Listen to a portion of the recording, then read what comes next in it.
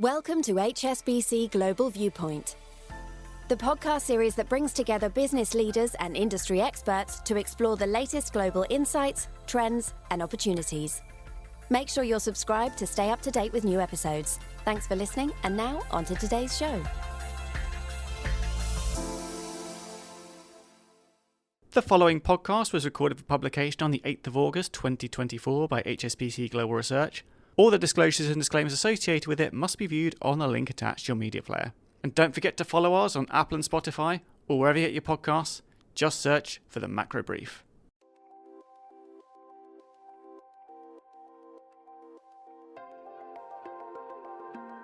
Hello and welcome to the Macro Brief. I'm Piers Butler.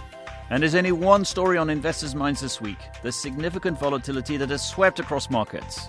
So on this week's podcast, we're going to be looking at what's caused the market moves, whether we're through the worst, and where we go from here. I'm joined by a stellar lineup of guests. Here in London we have James Pomeroy, Global Economist, Paul Mackel, Global Head of FX Research, and Max Kettner, Chief Multi-Asset Strategist. And joining us from Dubai is Stephen Major, Global Head of Fixed Income Research. Thank you all for joining us today. Thank you very much. Thank you. Right. Well, the calm seems to have returned to the markets. So I guess the question that needs answering today is, has the storm passed, or are we in the eye of the storm? So to answer this, I think we need to look at what may have triggered the sell-off in the first place. And James, perhaps I can turn to you first. Why did everyone start worrying about the prospects of a US recession? It was all going so well. And in fact, the other question that you bring up in one of your reports is, are people looking in the wrong place? It's a good question, because if you look at the US data we got at the back end of last week, there's a few things that got people a little bit nervous. So if you look at the labour market data, we had the rise in the unemployment rate, which triggered the SUM rule, which got people a little bit nervous about maybe this was a sign we were going into recession. We had a slightly weaker payrolls print as part of that release as well, and people were starting to get nervous about maybe this idea that higher rates have started to hurt the US labour market. But this happened alongside a big fall in the ISM manufacturing as well, and rightly or wrongly, people see that as a barometer of health of the US and global economy, and that number did come back. So you put those two things together, and people start getting quite nervous about the US economy. But if you take a step back and you look at the broader set of data, things aren't quite so concerning. That ISM manufacturing fell all the way back to levels last seen all the way through last year, when the US economy grew pretty healthily, so it's not necessarily a barometer of the overall health of the economy. And if we look at the labour market data in more detail, actually the broader set of data still look okay. Yes, there's been some cooling down in hiring, and you've seen a drop in the quits rate. By that we mean the share of people quitting their job. But layoffs haven't picked up at all. If anything, they've fallen. And that's encouraging, because it suggests that this rise in the unemployment rate is driven more so by supply issues than a lack of demand. So inward migration, more people coming to the labour force.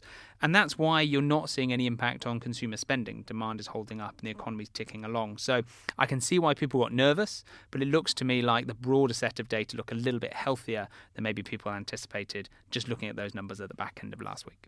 Now, the other thing that was going around, Paul, was all this talk around the yen carry trade. So firstly, remind us what that is and what triggered the so-called unwind. Well, essentially, the yen carry trade has been existing for many years, if not decades, but it's when you're borrowing in that very low-yielding currency and investing in higher-yielding currencies, whether it's the US dollar or some emerging market currencies. I think the Mexican peso has been a very popular vehicle for people to do so over the past year, if not longer. But what we've seen through the month of July is the fastest period of yen strength since October 2008. So that's a pretty striking comparison, because that's around the global financial crisis. So there are a few things that were creating this unwind of the yen carry trade. In our view, it started roughly about the 11th of July. So we had a very soft CPI print out of the US. There was seemingly some intervention from the Bank of Japan on behalf of the Ministry of Finance, and that was sowing the seeds of this type of destruction in this carry trade backdrop that I'm outlining.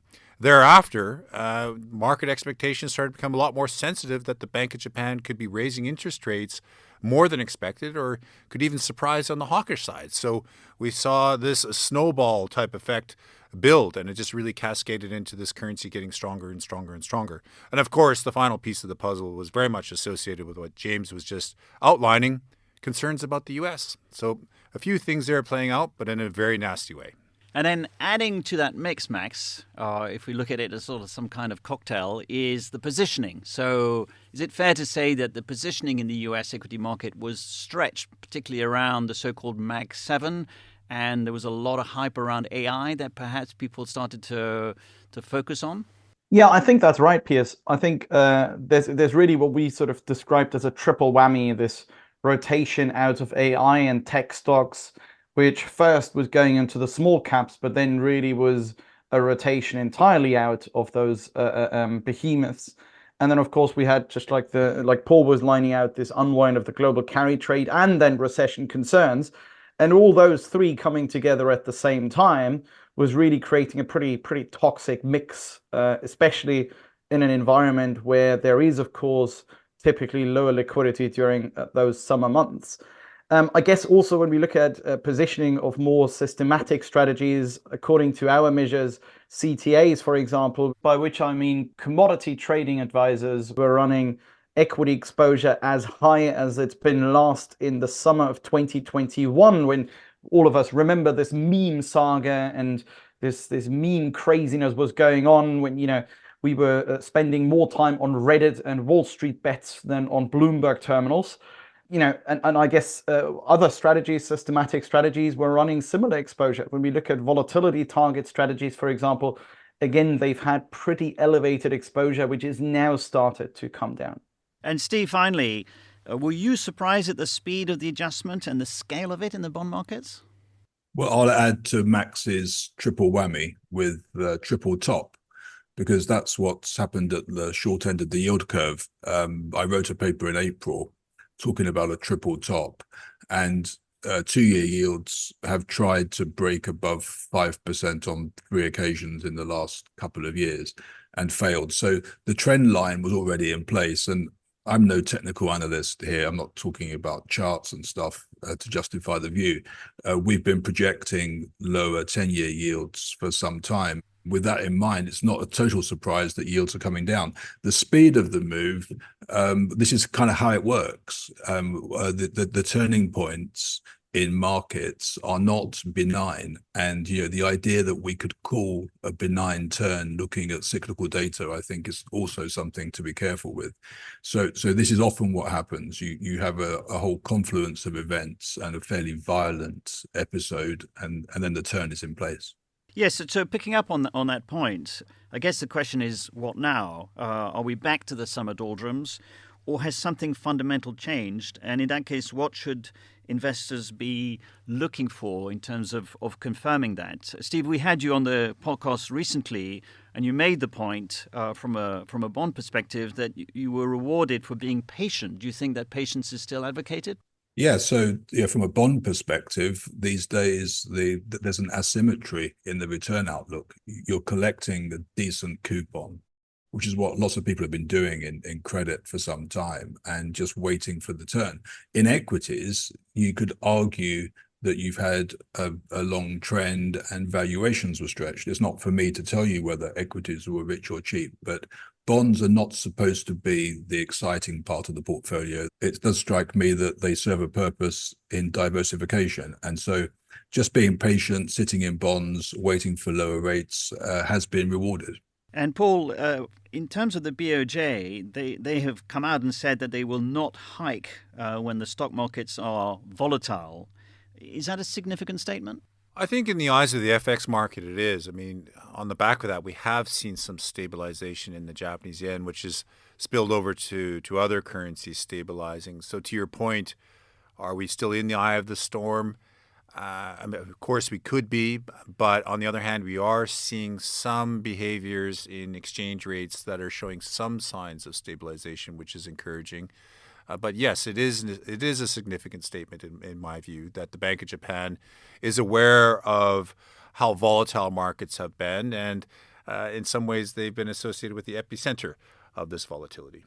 Max, how much of all of this was a result of the fact that a lot of people are on holiday and therefore the markets were pretty thinly traded? Yeah, quite a lot, I think, and particularly with regard to systematic strategies. I think a lot of it was really driven by this unwind of systematic strategies, and the various factors that we've been going through in the last couple of minutes. So I think going forward, what we now need to watch, we need to watch for some of those systematic strategies starting to flag a bit of contrarian buyer signals. So we need to have things like CTAs moving towards net short equities, net long rates, which they're looking like they're doing. We need to look at typical momentum signals where the signs are flipping. We need to look at things like volatility target strategies. There, we have definitely seen a pickup in the pickup in volatility really spilling over into lower exposure in equities and higher exposure in cash. So absolutely. There is also other indicators that are already flashing it. So we're looking at volatility or implied volatility curves. So the term structure of the so-called VIX, which has been heavily inverted. So now going forward, I think a lot of it, yes, has been triggered by those systematic strategies. A lot of it has been triggered by perhaps poorer liquidity conditions. So going forward, that means we've got to also look at those same indicators to really gauge when they become too stretched to start getting back into the market. And James, on AI, obviously that's been one of the sort of big themes out there. To what extent are we, in fact, following the pattern that our colleague David Jose, our thematic analyst, has highlighted in tech, which is the disruption framework, early adoption, hypermania, and then the backlash window? Are we entering a sort of bit of a backlash window in AI before we kind of see the new normal? It's slightly odd because there's a bit of a difference in how the economy and the impact of AI on the economy is faring versus in markets. So on the market side, you've obviously seen a lot of hype around AI and Nvidia and these other stocks going up as a result of this, and then generally everyone getting excited. This is this new sort of paradigm we're moving to about much faster global growth, and that feeding through into earnings expectations. But on the macro side, you are starting to see the whites of the eyes of this coming through. You can see it in the export data out of Taiwan. You can see a lot of trade data in Asia. You can see it in the investment data that's happening in the US and across the world. Tech investment is picking up really strongly. So it's slightly odd one where there's now a disconnect between markets that maybe went early and went very strong, and now the economic implications starting to become a little bit more evident. And we think in the course of the coming years, you're going to see this come through more and more and more in that trade data, in that investment data, and eventually maybe in the productivity data too. So we still think you're on this upward trend. The question is whether markets went a bit too early and we're getting a bit of a reset there. But that underlying story and AI as playing a bigger role in the global economy still appears to be very much in place, at least in the economics data. Is there any big macro data that we should be looking out for in the next few weeks? I think a lot of focus is going to be on the next US inflation print, just simply because of how much that's going to matter to the Fed.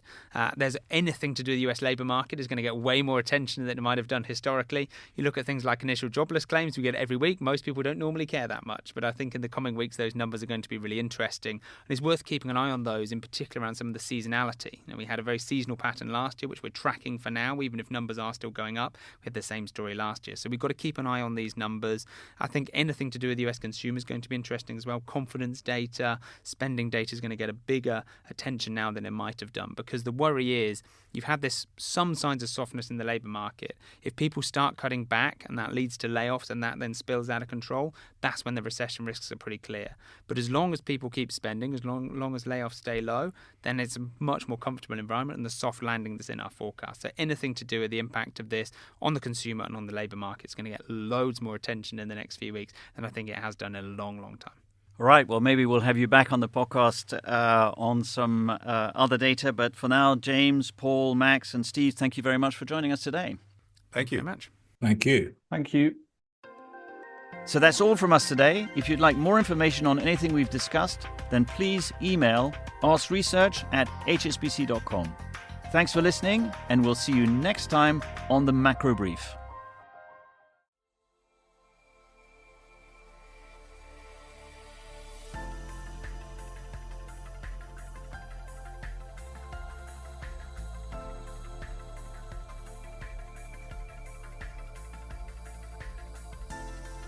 Thank you for joining us at HSBC Global Viewpoint.